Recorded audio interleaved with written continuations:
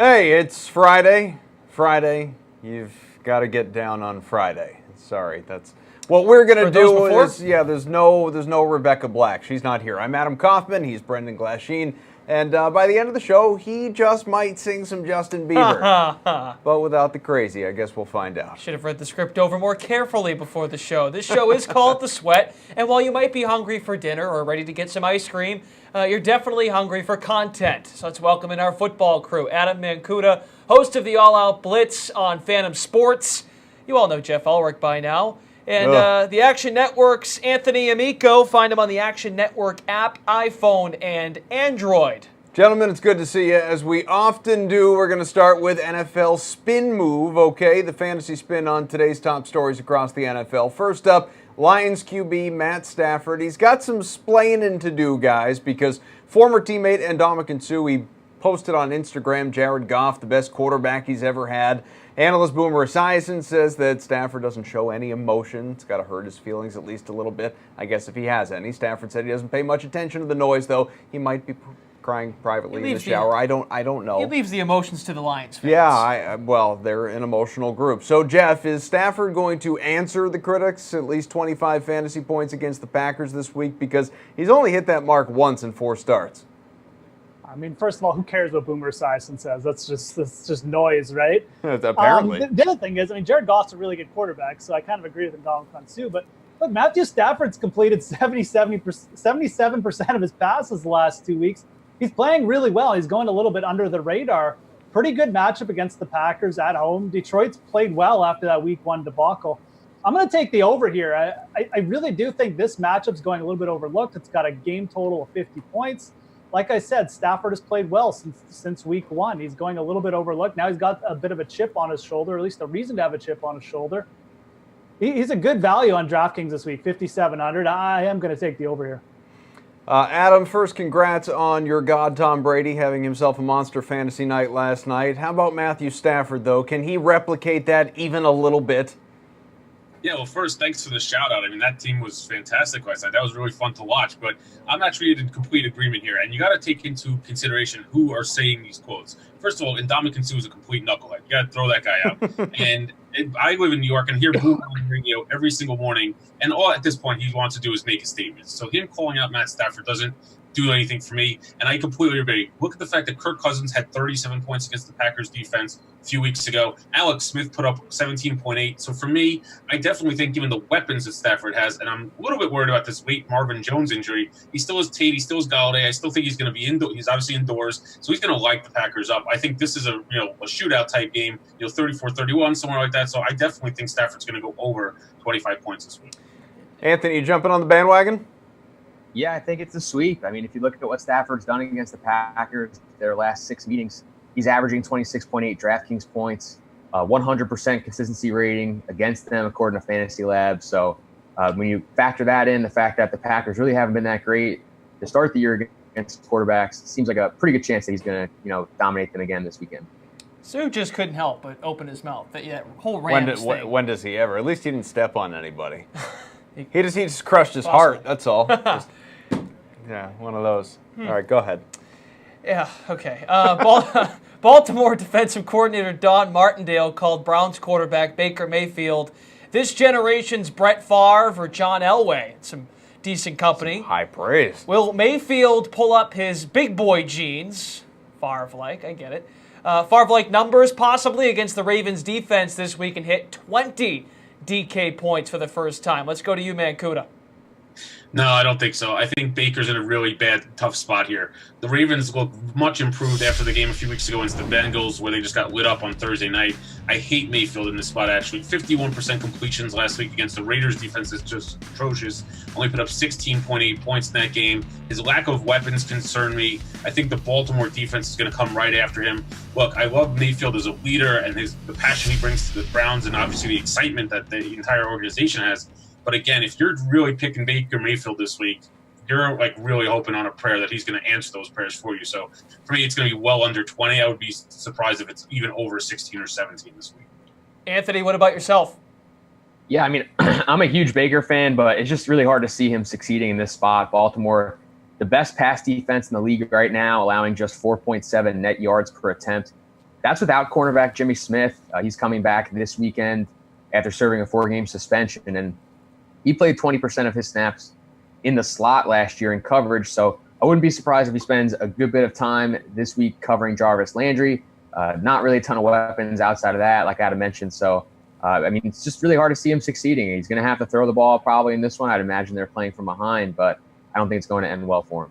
All right, Jeff, you've been outspoken about Baker Mayfield on this very program. Your thoughts, 20 points this week against Baltimore? I mean, look, I'm fine with the player comparison. I agree. I think he's going to be a superstar, but not until he gets rid of Hugh Jackson. The guy's already put on the matchup. I'm not going to harp on how bad a matchup this is, but Hugh Jackson wants to run the ball. He hasn't surrounded Baker Mayfield with good options on the outside. They got rid of Josh Gordon. They got rid of Corey Coleman.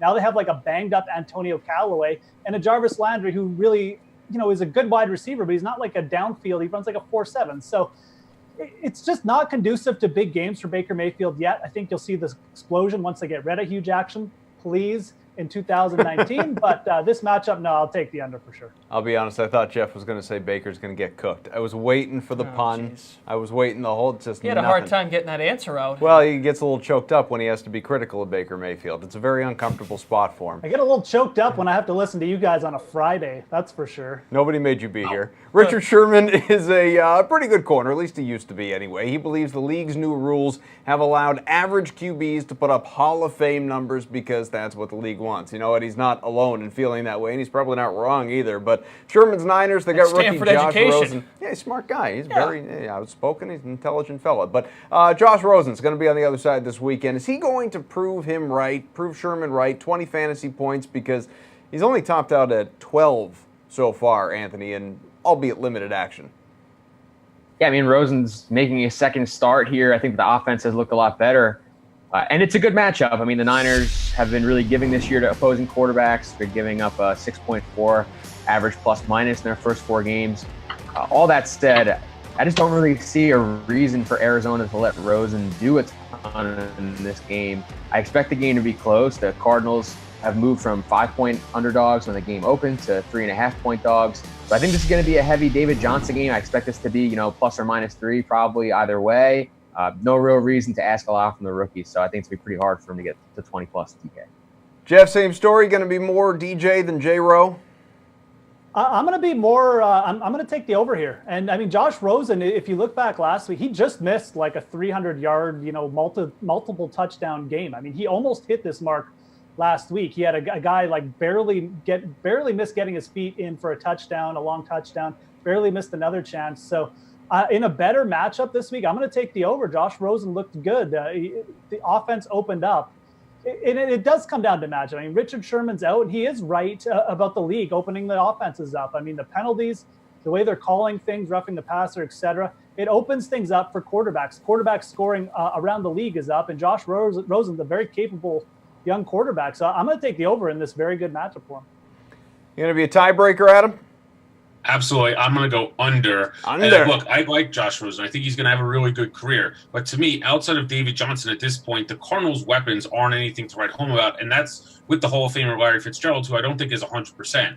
Put it this way, Kirk Cousins only went at right over 20.36 when he faced the 49ers opening week. And then Phillip Rivers only went to 22 points. And look at the weapons that Rivers has compared to the weapons that Rosen has in Arizona. I think it's going to be a heavy David Johnson game. I think it's also going to be a day where Rosen's going to struggle to hit those receivers. I could see it being a field goal game. So to me, there's no way Rosen is going to go over 20. Hope I'm wrong, because I do think Rosen in the long term might be one of the better 2 or 3 quarterbacks from this draft class, and probably the best quarterback the Cardinals have seen in some time. I just love the constant qualifiers. Like, Josh Rosen, he's going to have a great career, but this matchup sucks. Baker Mayfield, great career. This matchup sucks. Listen, guys, of the thousands of people that are watching the show, I can promise you, Josh Rosen and Baker Mayfield are not them. They're not in the mix. So it's okay. You can criticize them. It's called daily fantasy sports. Not career fantasy sports. Daily. We're talking about matchups, okay? Listen, that's this why guy, we have to qualify. that's what I mean. I'm with I'm them. just saying, don't even piggyback. We don't need the qualifier though. It's okay. Just be critical of him because, like you said, it's daily fantasy. I don't need any calls from Mrs. Rosen. Thank you. Your tune can change tomorrow, a different day. You see where I'm going with that, Jeff? Okay. Just let's keep the show moving here. Yeah. Frustrating, the guy. All right, hey, You want Brendan to sing? Let's discuss Monday Night Football. Saints will host the Redskins. Fine. Drew Brees is 4 touchdowns shy of 500. We saw 500 last night from Tom Brady, as Adam knows.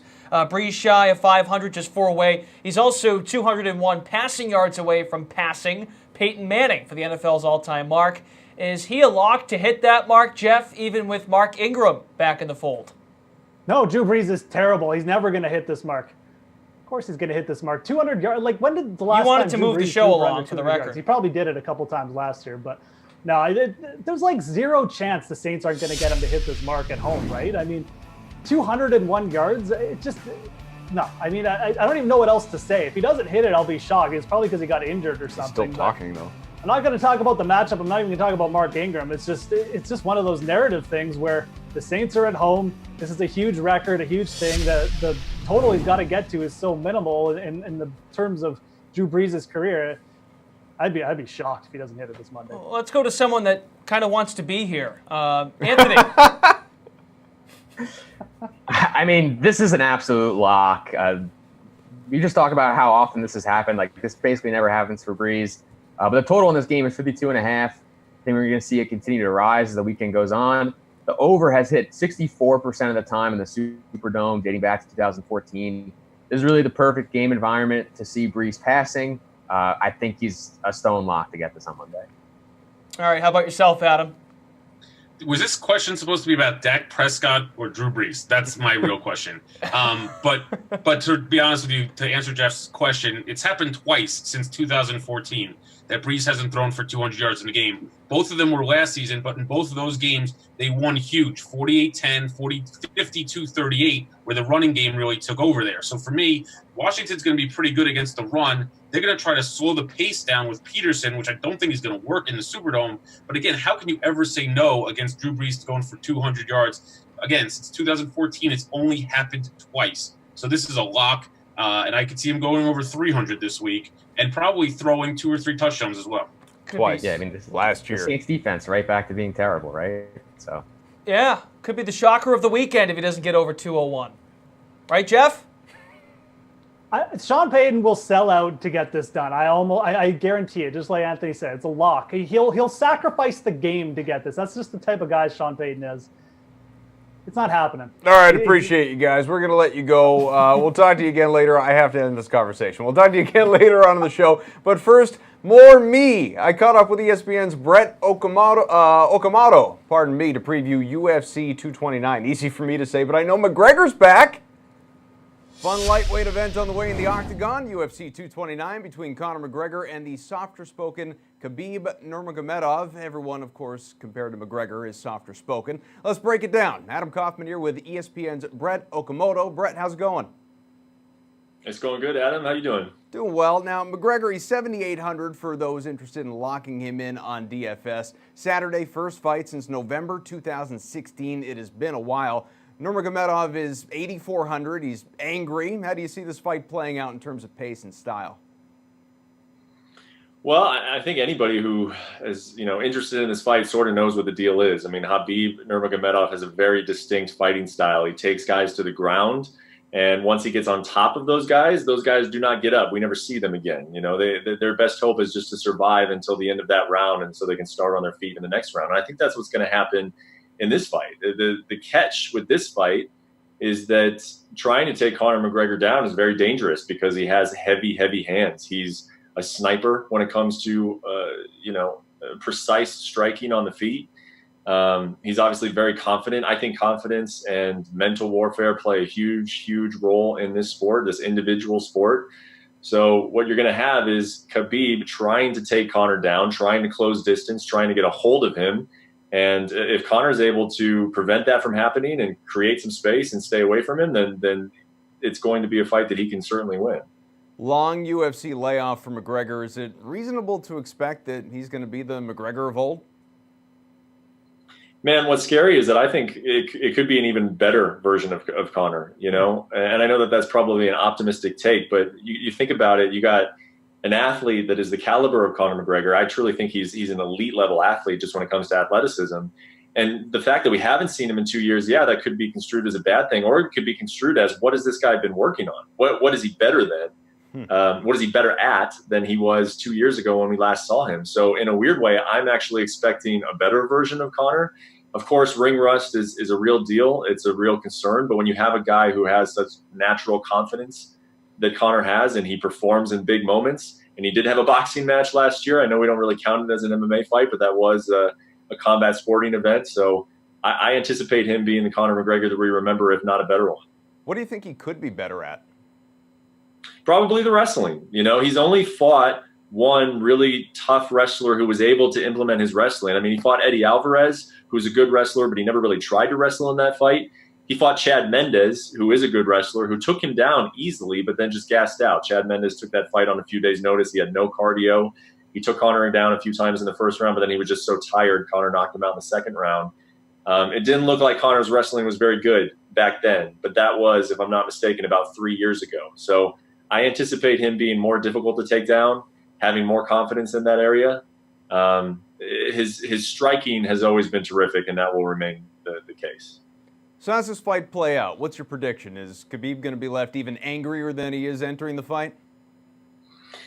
You know, I think the safe bet is definitely Nurmagomedov. Just the guy hasn't lost a round in the UFC. He hasn't lost a single fight, obviously. He hasn't even lost a round. And like I said earlier, when he gets you down, it is essentially impossible to get back up, you know. And even if Conor McGregor has made a lot of improvements in that area, I still think that's going to be real tough for him.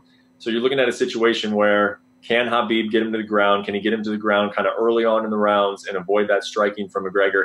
I tend to think he can, but it's one of those fights where we're going to know pretty early on. If he's having a hard time doing that, well, then all of a sudden my opinion shifts completely. I think it's Conor's fight to lose. All right, well, the co-main event features names that are easier to say than Nurmagomedov. Tony Ferguson, he's 9,300 opposite Anthony Pettis, just 6,900. Ferguson, he's aggressive. Could that come back to bite him, though, against a striker like Pettis? Any upset potential here?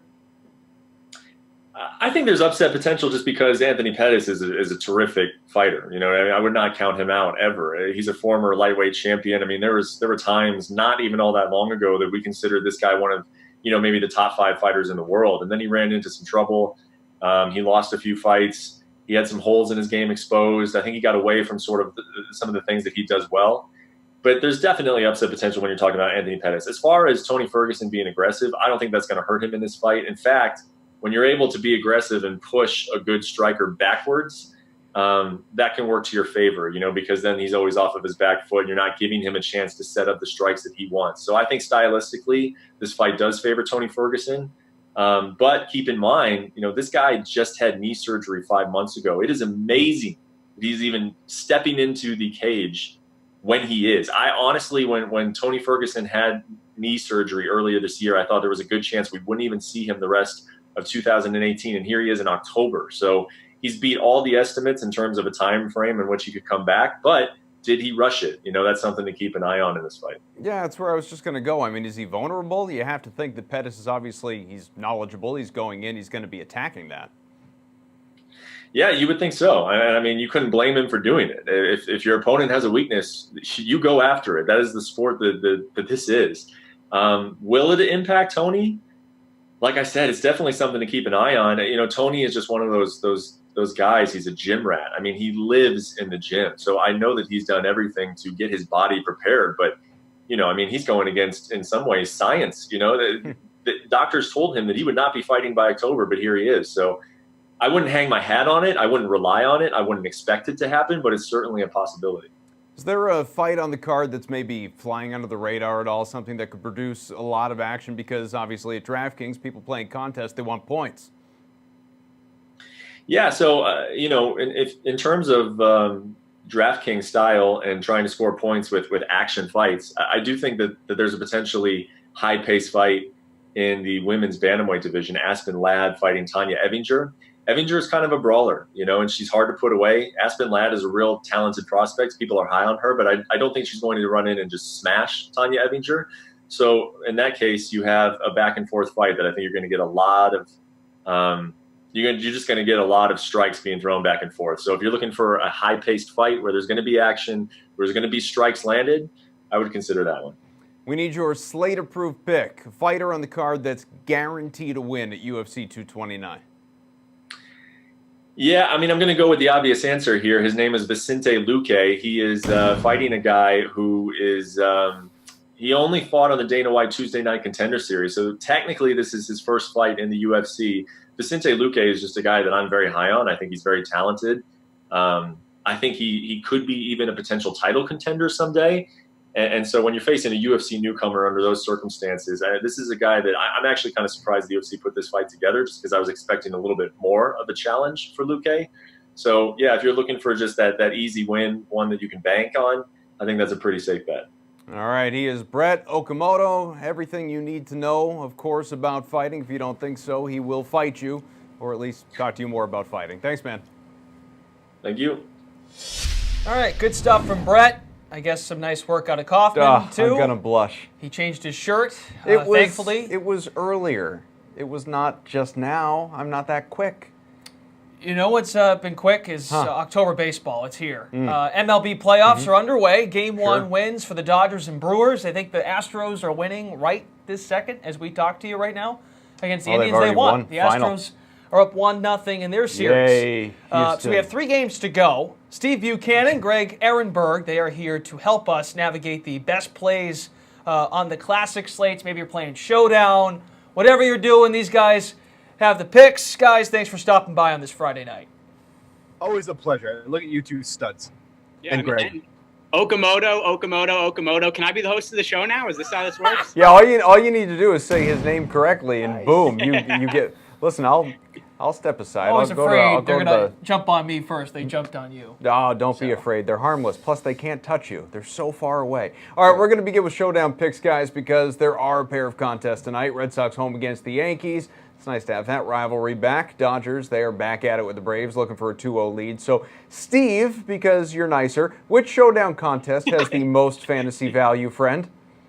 Well, you don't know me well enough then if that's the case. I mean, look, when you look at these two games, and you're talking about, fantasy value here, I mean, actually it has to be the Braves and Dodgers, because when you look at the matchup for the Red Sox and the Yankees, you got a great pitching matchup ahead of you. The Red Sox aren't that strong against lefties as they are righties. Yankees got Chris Sale, I mean, good luck with that. But then the Braves and Dodgers, the pitching options, aren't as strong as, the other matchup we have here, Clayton Kershaw and Anibal Sanchez. Sanchez by far is the weakest pitcher on this slate. He's had his issues with the Dodgers before, 7 runs, 10 hits through 10 2/3 innings. So obviously the bats there are in a good spot. But yeah, when you're in playoff time, I mean, these matchups aren't easy anymore. They got the best of the best pitchers on the mound. The hitters are in tough spots. You hope they can get into the bullpen early, but there's no guarantee on that. So you have to choose between the game. It has to be the Braves and Dodgers.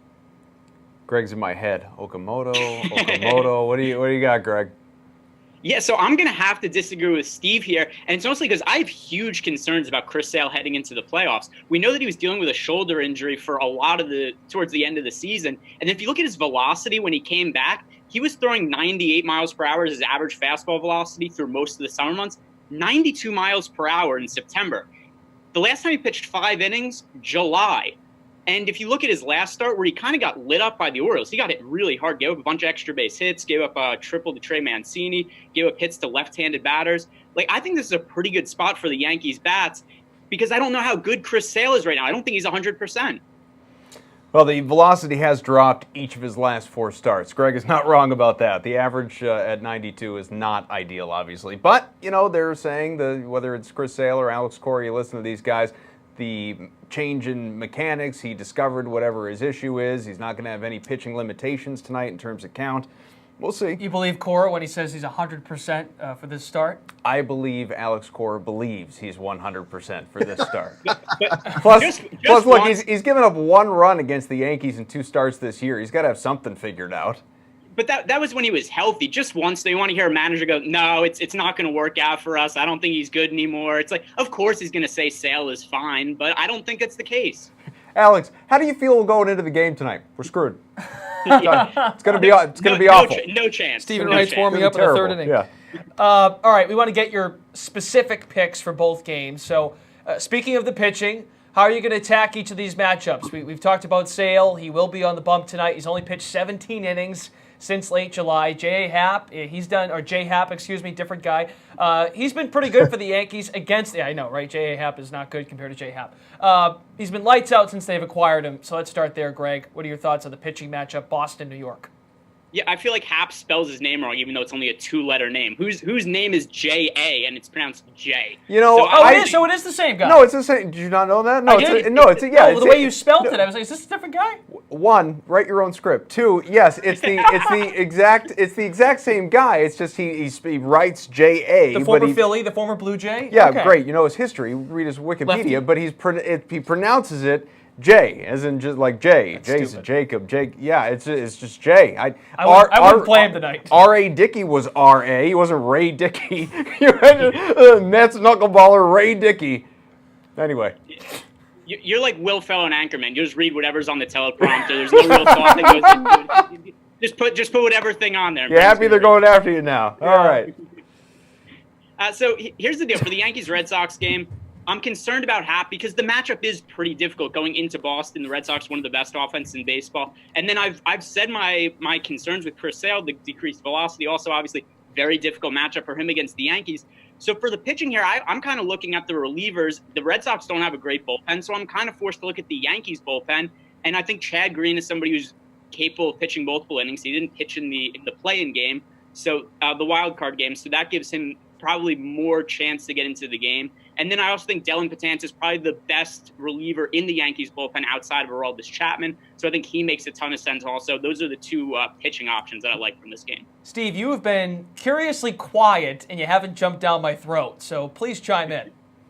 Oh, it's Friday. I'm just trying to relax. Like, give me a break, will you? Jeez. Look, we talk about what Chris Sale has done. And yes, the velocity has definitely gone down. But you can't ignore the fact that even though his velocity was down, he was still striking guys out, and that's what he's on the mound for. I mean, against this Yankees club, he has a 13.1 K9 through 13 innings pitched, which is 1 run allowed. And then we talk about Happ against what he's done against the Red Sox. He has a K9 of over 9, but we can't also forget the fact that the Red Sox aren't particularly strong against lefties. In the second half, after the All-Star break, they had just a 306 WOBA with a 125 isolated power. That's not numbers you'd expect from the Red Sox and how prolific that offense is. So I don't think Happ's going to go out there and completely shut them down. The matchup is definitely not in their favor there. So I really think that either one of these pitching options is totally viable in this matchup.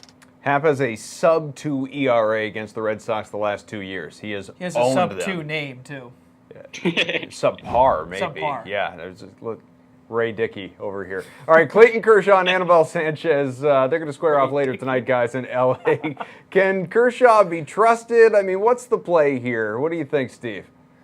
Well, I'll tell you what, I'm definitely not playing Sanchez. That trash bag is not going anywhere near my lineups. But look, when it comes to Kershaw, I mean, he's definitely not been his usual dominant self. I mean, look at his last start of the regular season. The Giants, of all clubs, lit him up. I mean, it definitely wasn't a resounding effort there for him to close the season, but he's been great at home, and that definitely is going to play into his factor. And then you look at the middle of the Braves lineup. They force those lefties in there because those are their power bats. Freddie Freeman, Nick Markakis, and there's one thing that Kershaw consistently does well is that he's good against lefties. So that power lineup that they have there, it's definitely going to be, shut down a little bit because Kershaw is so good against lefties. So I don't mind Kershaw on this spot. I'm not going to go crazy with them. I'm not taking Sanchez. Greg, how do you feel about this one? I have to agree with Steve here. There are Painful. some concerns about Kershaw's form towards the end of the season. But still, if we're comparing him to the other pitching option in the game, which is Anibal Sanchez, I think we have to go with Kershaw as the top pitching option here. He makes a lot of sense for the slate. And then also, like Steve said, he's at home. He's been better at home. The game against the Giants, a little bit of a red flag, but he was kind of BABIP to death in that game. He was giving up a lot of weak hit singles. It's not like he was giving up long home runs or anything like that. And he had a strikeout per inning in that game. It was really just a little bit of bad luck. So I'm going to side with Kershaw here. I still think that he's one of the best pitchers in baseball, despite some poor recent form. So I say load him up. You don't worry, Greg, though, about just I know he's squashed the narrative a little bit over the last couple of years, but you don't worry about the whole postseason. He's not David Price, don't get me wrong, but that he struggles, the ERA in the 5s, that sort of thing. He just doesn't show up this time of year? Yeah, so there's actually something that I think is pretty interesting about this because it's something that I've looked into and I wrote something about it a little while ago. I think that where most of the damage has been done against Kershaw has been in the 6th inning of playoff games. And a lot of what's happened is it's actually been he's come out of the game, and the relief pitchers have given up like 100% of the runs of players that have been on base when he's come out of the game. So it's been a lot of bad luck that's gone his way, and I don't think that would continue forever. What are you smirking at there, Buchanan? That's just crazy research. Props to you, Greg. That's how we'll put up your bukes later on in the show. You'll find there's no research involved in that segment whatsoever. That's why you smile. Who are you trashing right now? You Me or Greg? No, going after Sanchez. you. Yeah, Sanchez. Yeah, we're all. I'm bulletproof. We're all just ganging up on Sanchez. All right, let's go to mocking a guy's research.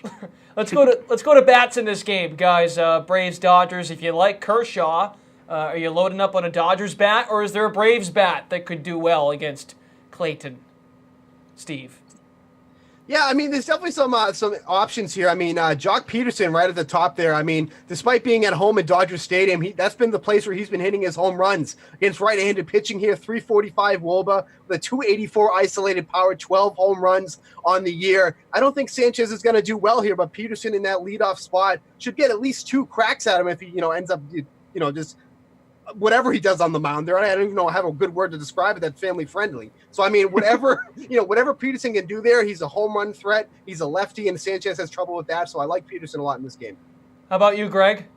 Yeah, so I think Peterson makes sense. I'm going to go in a different direction with Justin Turner, who's hitting second. So while I do like the upside for Peterson, the one concern is the pinch hitting. The Dodgers pinch hit a ton. There's a really good chance that Peterson is not going to be in the game for the entire length, just because there's a good chance a left-handed pitcher comes in at some point, Peterson comes out. Justin Turner hitting second for the Dodgers, led the team with a 190 WRC plus post All-Star break, and there is no risk of Turner getting pinch hit for. He's going to be in the entire game. What about Boston, New York? We're talking about the bats here, Steve, because as we know, again, old J-Hap, J-A-Hap, what the Hap's going to be. This guy has been very good against the Red Sox. The Sox, however, their bats have faltered a little bit against Hap, and also when you look at New York bats, the Boston bullpen sucks, and Chris Sale wildly unreliable going into this start. So in terms of the offense, where are you looking? I mean, I'm just going to stay with the Boston bats here. I'm going to go with J.D. Martinez. I mean, he's expensive, but there's one thing he's done, and he's been a monster at Fenway Park, no matter who's on the mound. It doesn't even matter. 11.7 DK fantasy points at home, 440 WOBA against lefties with a 344 isolated power. I mean, if the Sox can get something going here, Martinez should be right in the fold there of helping get that going. So even though it's going to be a lot to pay up for Martinez, if you take some of the relievers in the Yankees bullpen, Martinez is very affordable. Greg, you also like JD? I think he's fine, but you know who scoffs at 11 DK points is Buchanan. Stephen Voigt. Because if you look at his recent form, 11 DK points or more in 6 consecutive games, he's inexplicably been the Yankees' best hitter since the All-Star break. 194 WRC plus.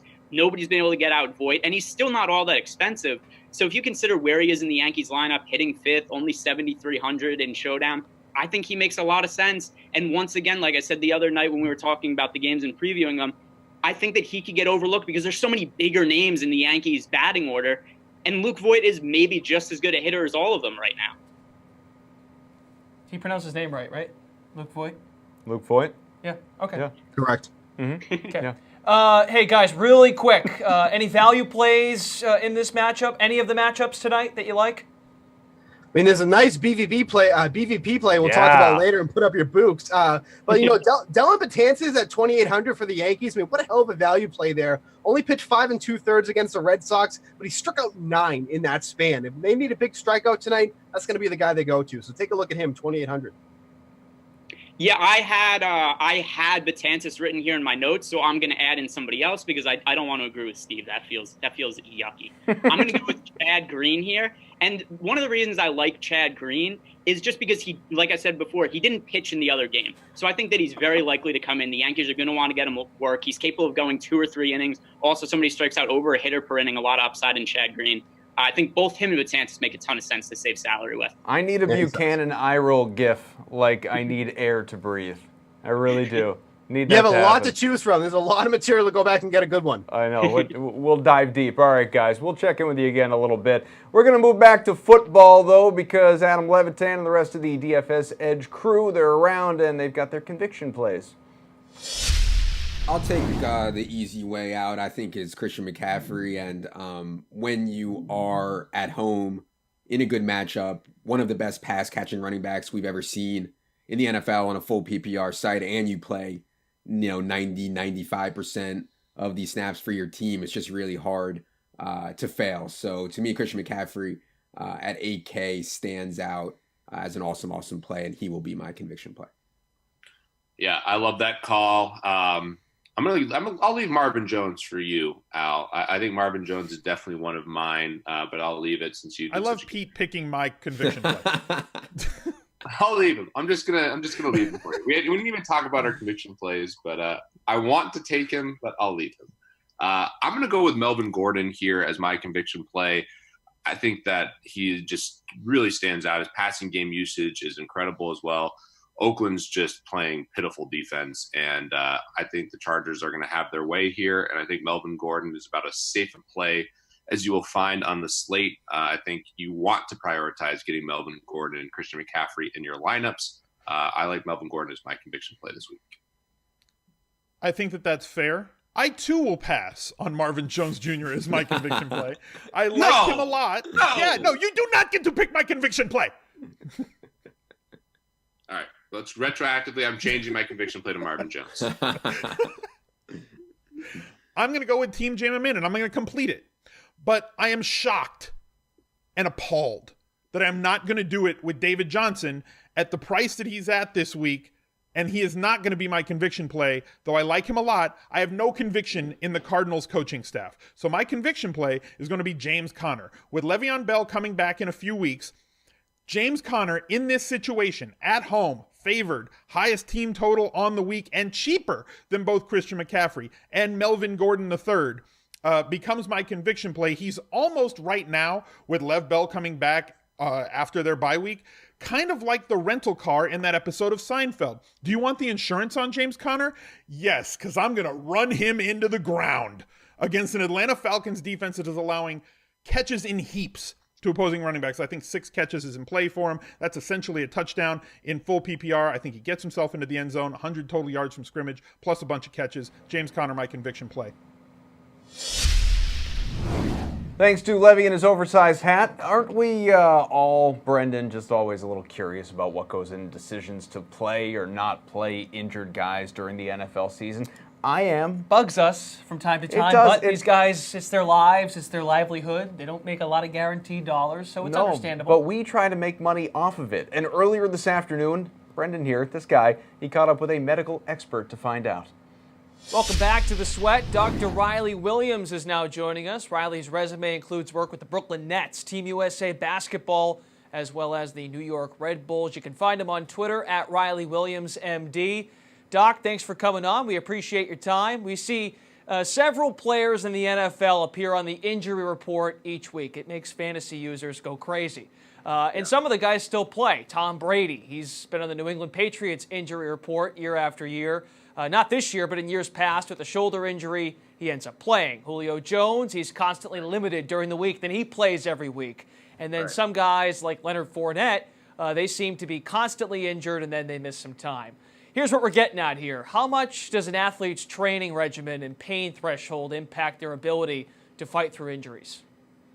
Well, listen, I played football, and at the earliest part of my career as a sports medicine doctor, I actually had a chance to spend a year with the Giants. And I think the most interesting observation I made is the players on a professional football team, at least in the NFL as I observed, everybody has some ache or pain or injury. I know there's always this thing, are they hurt or are they injured? I don't know if that's really a fair sort of set of terms to use, but really every player on a NFL roster has some sort of issue.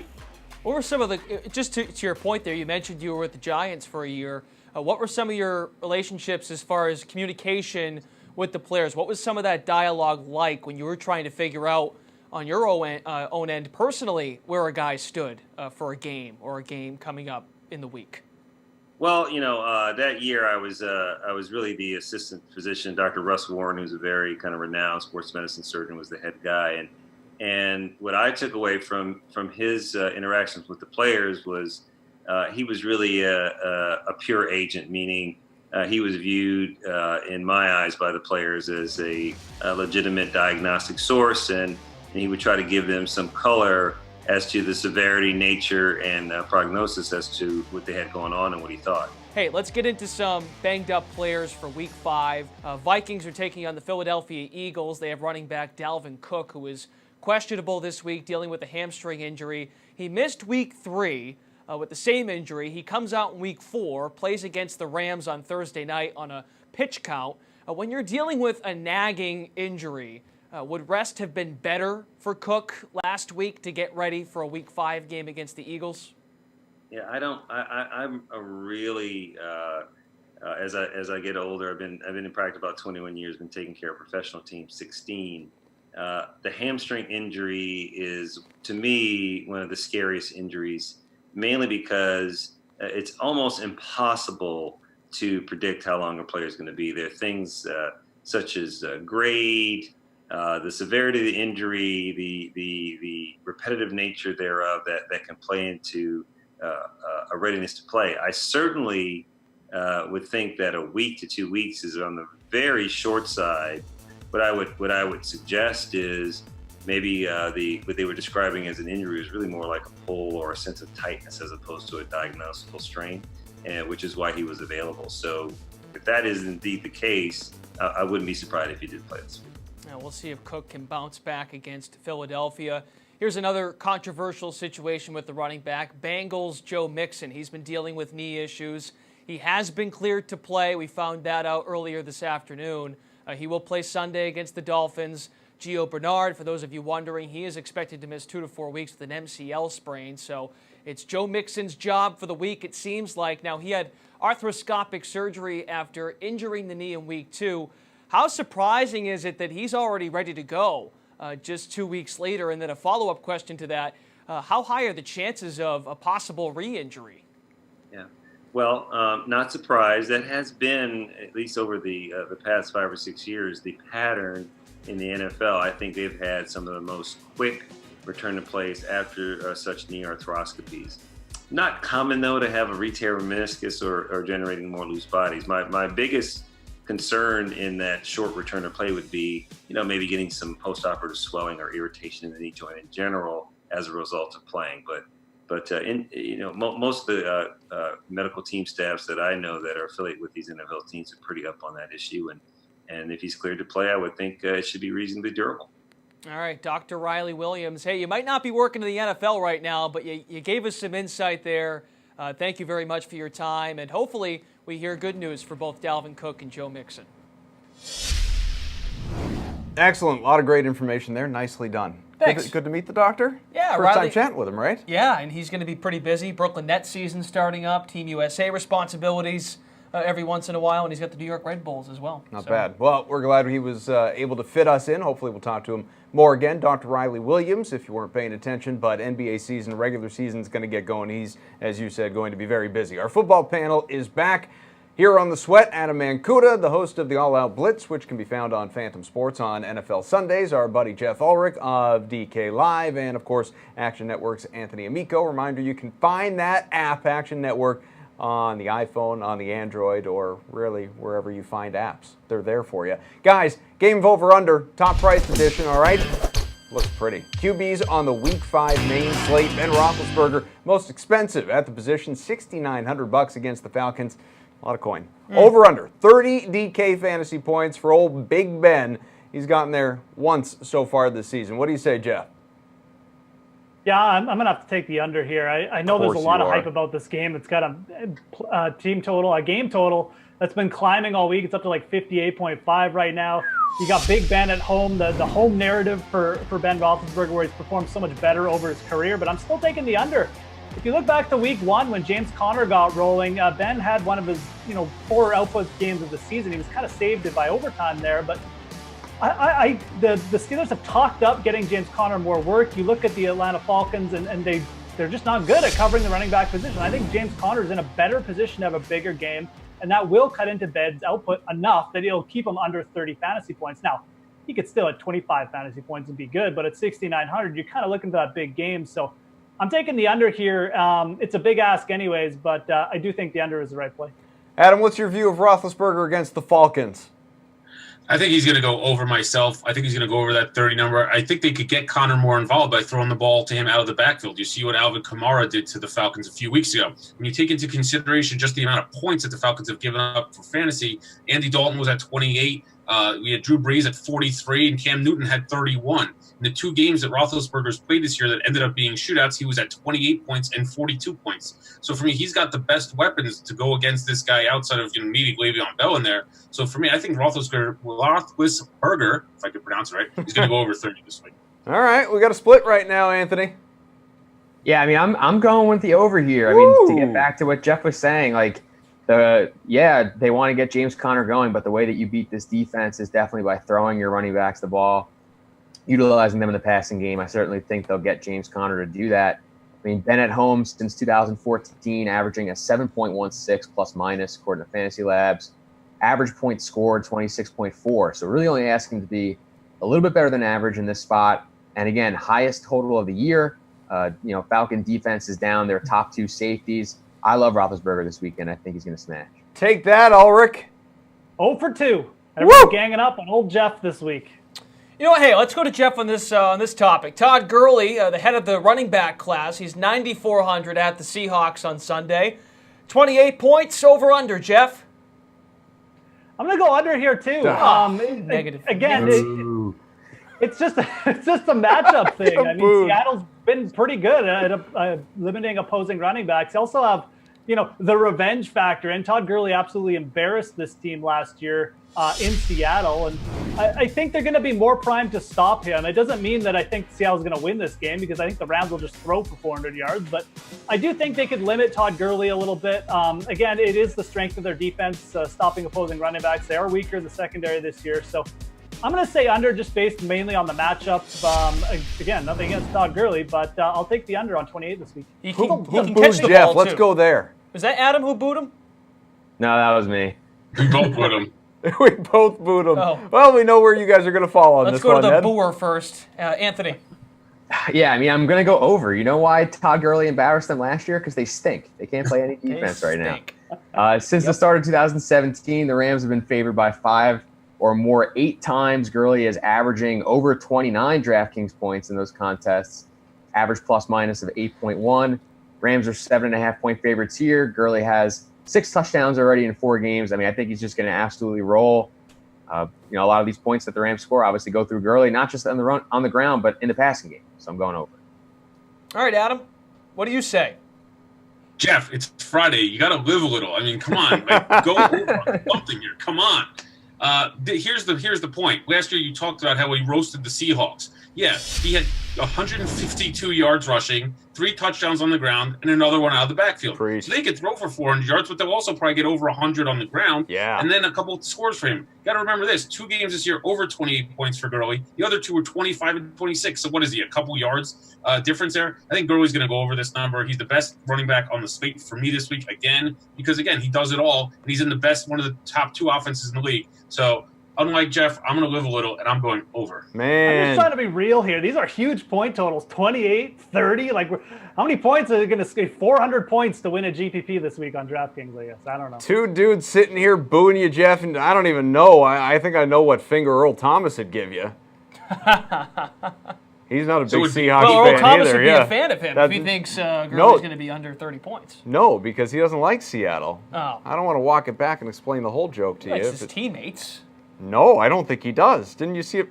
Whatever. Former teammates. Yeah, exactly. He gave the finger to Carroll. Well, there's the whole sideline. All right, Antonio Brown. He's the highest priced wideout, $9,100. Julio Jones, $600 behind him. He's going against the Pittsburgh defense. So over under 20 points. The man is coming off a 30-point spot, almost a 29-point, whatever it was. Jeff, why don't you start off your 0 for 4? All right, so this is more realistic. 20 DK points. I'm going over. Now, this makes way more sense. I hope they go under. Welcome to fun. Wait a second. You said James Conner was going to have a big game. Yes, James Conner's going to have a big game. It's going to force Atlanta to pass more, Brendan. That's how the NFL works. Atlanta's underdogs in this game. The Pittsburgh, the secondary is terrible. Third most DK points allowed to opposing wide receivers. Julio's finally, hopefully going to get in the end zone in this game. And even if he doesn't, he'll probably see enough receptions anyways. Going over 20 DK. It's called establishing the run, Brendan. Right, Jeff? Adam? I can't keep up with Jeff at this point. I think he's hit happy hour. For me, I'm going over 20, and I'm going to agree with Jeff, okay? Look, he has had 20 targets in the last few games. You saw what Tyler Boyd and A.J. Green did to the Falcons secondary. Obviously, Antonio Brown's better than both of them. You saw what Michael Thomas and Alvin Kamara did for them a couple weeks ago against the Falcons. I just think with Big Ben and the point total you're going to see here, I think James Conner and Antonio Brown and Ben Roethlisberger are all going to have big games against the Falcons. Anthony? I thought we were talking about Julio Jones here. Maybe I'm losing my mind. But I'm going Julio over 20. Antonio Brown. Yeah, I'm going Julio over 20. I mean, he leads the entire league in weighted opportunity rating. Looks not just at target share, but also air yards. He's tops in the league in that metric. He's already blown past 20 twice this season. You mentioned the game of 29. He also has a game of 31 DraftKings points this season. That's without scoring a touchdown on the year. I think that changes this week in games with a total of at least 52 points since 2014. Julio is averaging 24.5 DraftKings points. Steelers have been terrible on defense to start the year. I think Julio easily eclipses 20 this weekend. Okay, well, if you were confused by all of that, it's okay. You're not alone. You can also get your mind all kind of tangled and turned around by a guy who talks really fast, because we have got not just an opportunity for you to finalize your lineups and get you set for Sunday and all of that, coming up with a show on Sunday, and we're going to talk MLB and showdown contests and really work through that. But NASCAR, that's where the fast talk and the micro machine guys come in. Pierce Diedrich, price check for the Gander Outdoors 400 at Dover International Speedway.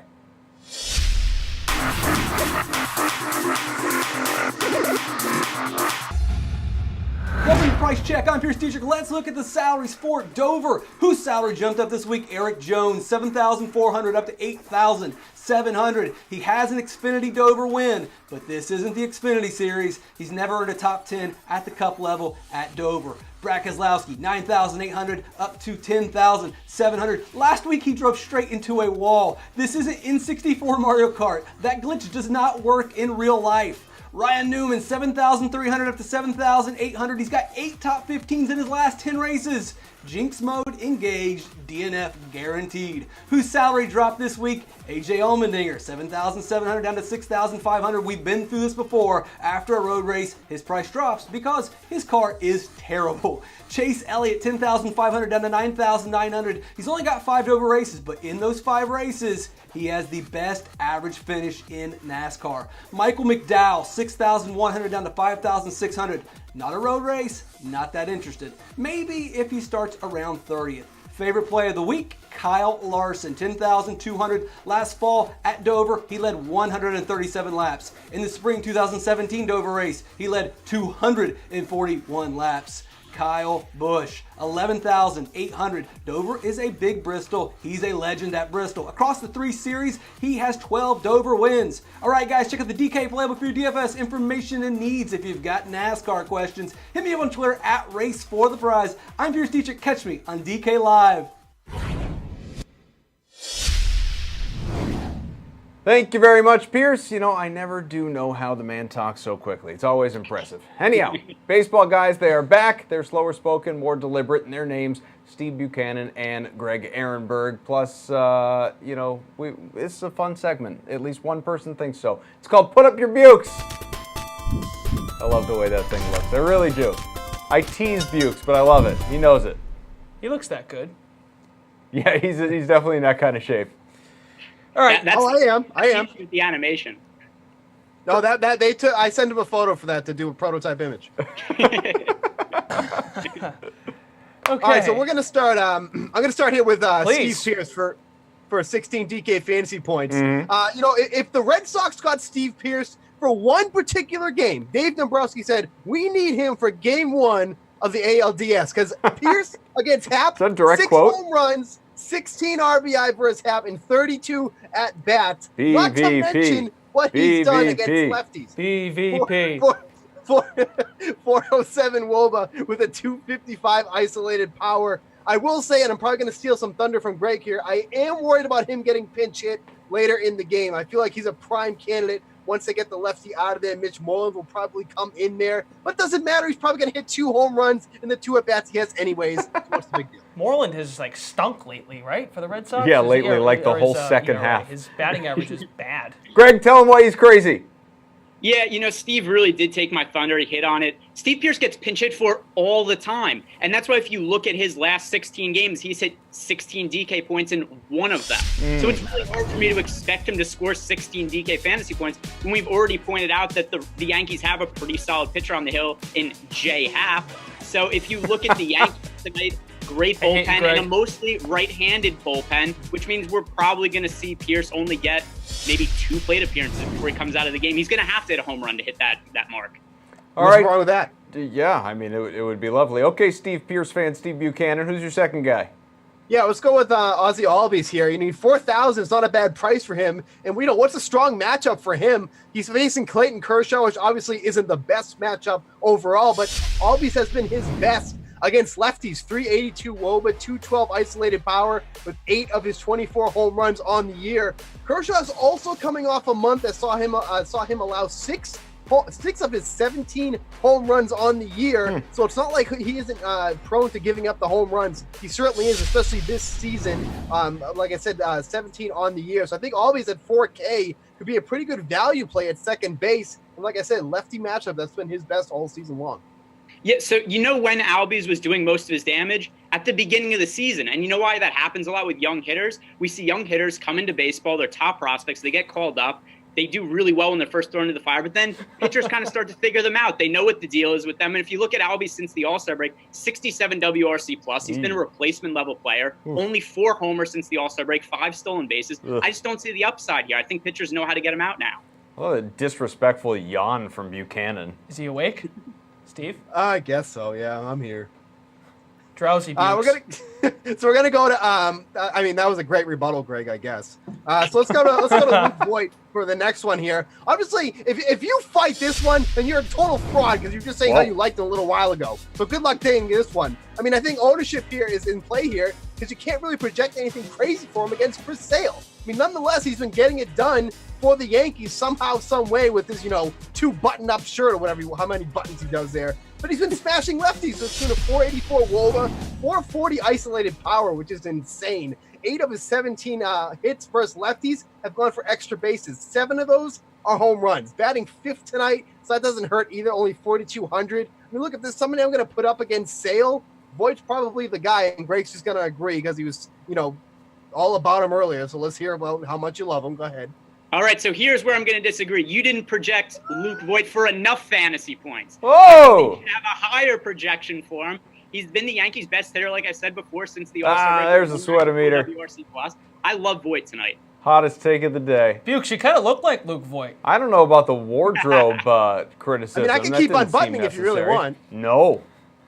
I do Why, not. Don't you see the prototype? Look at my picture on the thing. That's what I look like. I'd rather look at it in animated form. How about a slate-approved lock for tonight's playoff games? Again, you got the 2 to choose from. Steve. That's what my wife says, too, so thanks a lot. You're not married yet. Go on. You're right. I'm going to go with Steve Pearce, even though he's going to be in there for 2 games. 2 at-bats. It's going to be 2 home runs. Hey, Greg, who are you married to on this slate? Oh. Yeah, so I'm going to go with Kershaw, and it's mostly because there's so few pitching options that I'm really comfortable with, and I'm going to go with Kershaw at 8,000. All right, guys, enjoy the games tonight. Thanks for coming along for us for a ride tonight with us. Thanks. All right, Cobb, did you learn anything tonight? Very little. No, I'm just kidding. Doesn't usually happen. No, I'm just. Pre-show. These guys are higher on Clayton Kershaw than I'm willing to be, given just the postseason history. I know, again, been a little bit better the last couple of years, but I just feel like at that price, he's going to come in. You're going to look at him and say, he'll be fine, but is he going to be good enough to return value? And I think they're going a little too light on Chris Sale. I think Sale, maybe I'm just buying into it was a mechanics thing and they got it figured out, but I think he's going to be okay. How about you? J.A. and J. Happ are same guy. Same player, yeah. I was getting a little nervous. but they are the same person. J Hap's family and friends, I am sorry. They're not watching. Good Don't luck worry. tonight.